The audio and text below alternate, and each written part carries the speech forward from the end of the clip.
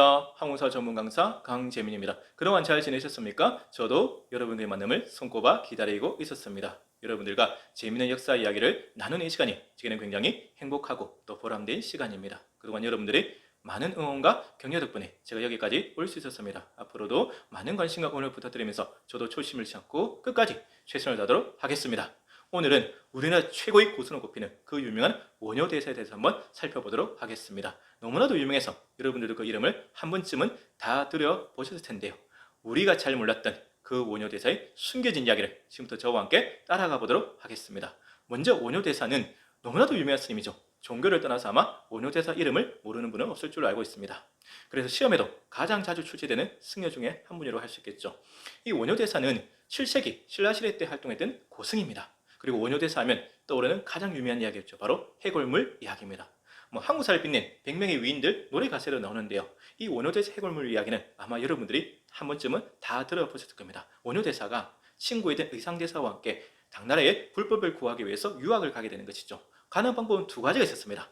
육로로 가는 방법이 있었고 해로로 가는 방법이 있었는데 둘 다 위험했어요. 일단 육로로 가는 방법은 적국인 고구려를 거쳐야 되기 때문에 위험했었고, 해로로 가는 방법은 당시 항해술이 발달하지 않았고 또 풍랑을 만나야 되기 때문에 목숨을 걸고 가야 돼요. 그래서 굉장히 위험한 일입니다. 그래서 두 분이 처음에는 육로로 길을 떠났어요. 근데 재수없게도 고구려 군사한테 잡혔고 옥고를 치르게 되는 것이죠.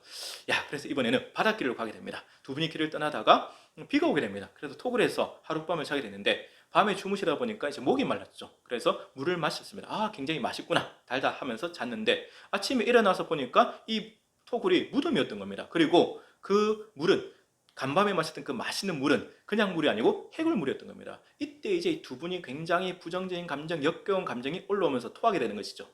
이때 원효대사가 큰 깨달음을 얻게 됩니다.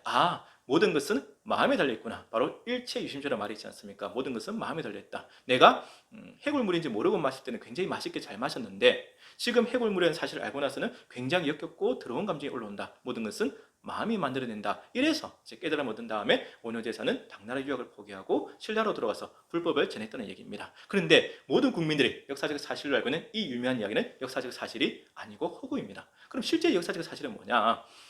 비슷합니다. 비슷하기는 원효대사가 친구였던 의상대사와 당나라 유학길을 떠나죠. 길을 가다 보니까 비가 오게 되고, 그래서 토굴 에서 하룻밤을 자게 됩니다. 잠을 잘 잤어요. 근데 아침에 깨어나서 보니까 토굴이 아니라 바로 무덤이었던 겁니다. 그러니까 이 원효대사가 굉장히 더럽고 부정적인 감정이 올라오게 된 것이죠. 그래서 하룻밤을 더 자게 되는데, 이때는 잠이 안 오겠죠. 그래서 이제 두 번째 밤은 잠을 설칩니다. 악몽을 꾸게 되고 귀신이 나를 쳐다보는 생각이 들게 되고, 그러면서 잠을 설치게 돼요. 이때 원효대사가 큰 깨달음을 얻게 되는 것이죠. 모든 것은 마음에 달려있구나. 내가 토굴인 줄 알고 잤을 때는 잠을 잘 잤는데, 무덤이라는 사실을 알고 나서는 잠을 자지 못하고 악몽에 시달리는구나. 모든 것은 마음에 달려있다. 그래서 큰 깨달음을 얻게 되니까 원효대사가 당나라 유학길을 포기하고 신라로 돌아와서 불법을 전했다는 이야기입니다. 그러면 이 이야기가 왜 해골물 이야기로 둔갑했을까? 아무래도 토굴에서 그냥 잤다가 악몽에 시달린 얘기보다는 해골물을 마시고 깨달음 얻은 얘기가 더 극적이고 더 멋지지 않습니까? 더 임팩트가 있죠. 그러다 보니까 원효대사의 깨달음을 더 강조하기 위해서 아마 이렇게 각색하고 유색하고 미화시키고 과장시키지 않았나라는 생각을 하게 됩니다. 아무튼 우리가 역사를 공부하다 보면 우리가 알고 있는 역사적 사실, 상식들이 실제 역사적 사실과는 다른 경우가 정말 많습니다. 그래서 올바른 역사를 우리는 끝까지 지향해야 되고, 그렇게 해서 잘못된 역사적 사실들을 걸려서 볼 수 있는 그런 안목과 노력이 필요하다는 말씀을 드리겠습니다. 원효대사는 이렇게 해서 신라로 들어와서 불법을 널리 퍼뜨리게 되는데, 이때 원효대사의 중요한 업적이죠. 바로 불교의 대중화입니다. 원효대사의 업적 중에서 가장 중요한 게 바로 불교의 대중화죠. 원효대사의 트레이드 마크라고 하셨습니다. 불교의 대중화, 불교를 대중화시켰다. 무슨 말이냐면, 그 당시 불교는 왕실불교, 귀족불교 또는 호국불교에서 굉장히 어려운 불교입니다. 왕권을 강화시키는 역할을 했었고, 또 귀족들이 기득권을 강화시키는 그런 역할을 했었죠. 일반 민중들이 다 하기에는 굉장히 어려운 불교였습니다. 게다가 불교를 접하기 위해서는 불경을 봐야 되는데, 이 불경이 한자로 되어 있지 않습니까? 그 당시는 한글이 당연히 창제되기 이전이니까요. 근데 한자라는 백성들은 별로 없었습니다. 요행이 한자를 알았더라도 불교의 내용이 얼마나 어렵습니까? 이해하기 힘들었겠죠. 그러다 보니까 믿고 싶어도 믿을 수 없는 종교가 바로 불교였다는 겁니다. 그 당시 7세기 신라시대의 상황은 굉장히 어려웠습니다. 전란이 끊이지 않았고 먹고 살기 힘든 세상이죠. 그러다 보니까 백성들은 불교를 믿고 싶었어요. 불교에 귀하고 싶었는데 믿고 싶어도 믿을 수 없었던 거죠. 이것을 안타깝게 계신 원효대사가 어떻게 하면 이 어려운 불교를 쉽게 대중들한테 전달할 수 있을까 고민을 하시다가 아주 유명한 말씀을 하시죠. 시험에 굉장히 자주 나오니까 잘 기억해 두셔야 됩니다. 바로 누구든지 나무 아미탑을 6자를 외우면 극락에 갈 수 있다는 이야기입니다. 누구든지 나무 아미탑을 6자를 외우면 극락에 갈 수 있다. 불교를 떠나서 종교를 떠나서 아마 이 말씀 나무 아미탑을 6자는 여러분들 다 한 번쯤은 들어보실 겁니다. 바로 원효대사가 만든 말이거든요. 그럼 이게 무슨 말이냐면 나무는 믿고 따른다는 뜻이고 그 다음에 아미타불은 극락시에 계신 부처님 이름입니다. 그럼 극락은 어떤 곳이냐? 불교계에서 말하는 이상향입니다. 기독교로 치면 천국, 낙원 같은 곳이죠. 불교를 믿는 분들이라면 불교도라면 죽고 나서 누구나 극락에 가고 싶어하는 거죠. 근데 가고 싶어도 갈 수 있는 방법이 없었는데 원효대사가 아주 쉬운 방법을 알려드린 겁니다. 자, 다 필요 없다. 불경 필요 없고 불교 공부 안 해야 된다. 나무 아미타불 6자만 열심히 외워라. 그러면 너희들은 어디 갈 수 있다? 아미타 부처님이 계신 극락에 갈 수 있다. 이런 말씀을 전파했으니까 얼마나 기쁜 희소식이 오고 백성들은 민중들은 기뻐했겠습니까? 정말 원효대사의 공이 큽니다. 지금 이 불교가 한국 사회에 이렇게 뿌리 깊게 정착하고 내려왔던 이유가 바로 원효대사의 공이라고 할 수 있는 것이죠. 그리고 원효대사하면 또 떠오르는 이미지가 뭐냐면 바로 파괴스입니다. 여러분 들어보셨죠? 파괴스이 무슨 말이냐면 계율을 어긴 계율을 깨트린 스님이라는 뜻입니다. 불교에는 직해를 계율이 있어요. 일종의 규범이거든요. 제가 불자가 직해를 계율이 있고 또 승려들이 직해를 계율이 있는데 물론 승려들이 직해를 계율은 좀 더 복잡하고 세분화되어 있겠죠. 가장 기본적인 계율이 바로 오계입니다. 여러분들도 한 번쯤은 들어보실 텐데요. 첫 번째가 불살생, 살생을 하지 말라. 그 다음에 불투도, 도둑질을 하지 말라. 불사응, 사음을 하지 말라. 불망언, 거짓말을 하지 말라. 불음주, 술을 마시지 말라. 이런 기본적인 계율이 있는데 문제는 이 원효대사가 이러한 계율을 깨트리고 지키지 않았다는 사실입니다. 스스로 본인을 소선거사라하고 민중 속에 들어가서 세속적인 삶을 살게 됩니다. 실제로 주막에 속하고 술도 마시고 이러한 행동을 하게 되니까 당시 신라 불교 주류계에서는 완전히 이거 이단으로 지켜버린 것이죠.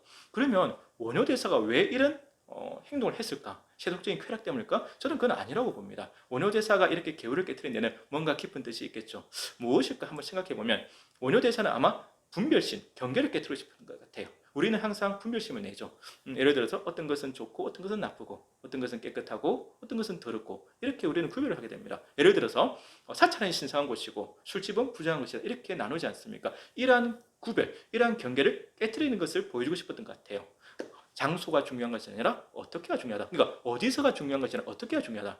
예를 들어서 신성한 사찰에 있더라도 내가 나쁜 생각을 하고 나쁜 행동을 하면 나쁜 것이 되는 것이죠. 반면에 비록 술집에 있다 하더라도 부처님을 생각하면서 착한 마음을 내고 착한 행동을 한다면 그것도 좋은 것이 된다. 그러니까 우리가 그러한 데 얽매이지 말자. 그런 것을 보여주고 싶었던 게 아닌가라는 생각을 하게 됩니다. 아무튼 원효대사는 이렇게 하면서 이제 주류 신라 불교계에서 완전히 퇴출되면서 아웃사이더로 되게 된 것이죠. 반면에 민중들한테는 슈퍼스타로 올라가게 됩니다.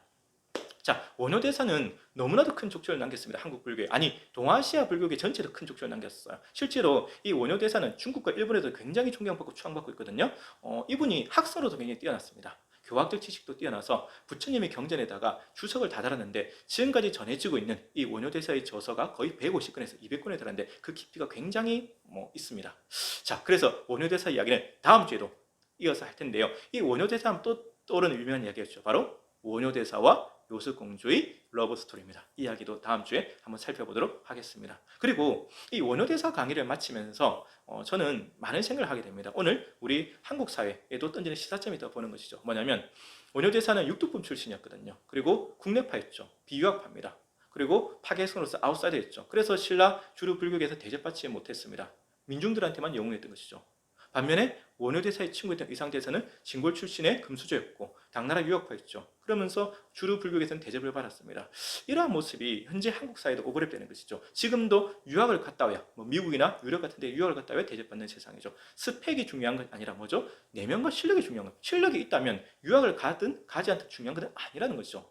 저는 그런 생각에서 우리가 지금 한국 사회에 풍조한 이 만연한 풍조를 조금은 바꿔야 되지 않을까 그런 생각이 됩니다. 그리고 우리는 나와 생각이 다른 사람들, 행동이 다른 사람들을 배격하고 배척하죠. 다른 것이 그냥 틀렸다고. 다른 것은 그냥 다른 걸 뿐입니다. 나와 다를 뿐인데 다른 것이 그냥 틀린 게 돼버립니다. 나와 다른 생각을 가지고 있는 사람들, 다른 행동을 하는 사람들, 신선한 주장하는 사람들 우리는 배격해버리죠. 이런 것도 저는 잘못되다 봅니다. 그렇지 않습니까? 민주주의 사회의 원칙이 뭡니까? 바로 다양성입니다.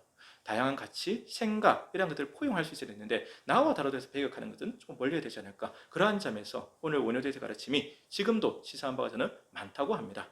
자, 오늘 강의는 여기서 마치도록 하고요. 여러분들, 제가 항상 여러분들께 드리는 말씀이 있죠. 여러분들의 응원과 격려가 제게는 가장 큰 힘이 된다는 사실입니다. 여러분들 앞으로도 많이 시청해 주시고 또 구독해 주시고 알려주시길 부탁드리겠습니다. 저도 초심을 잃지 않고 끝까지 최선을 다하도록 하겠습니다. 항상 건강하시고 행복하십시오. 지금까지 한국사 전문 강사 강재민이었습니다. 감사합니다.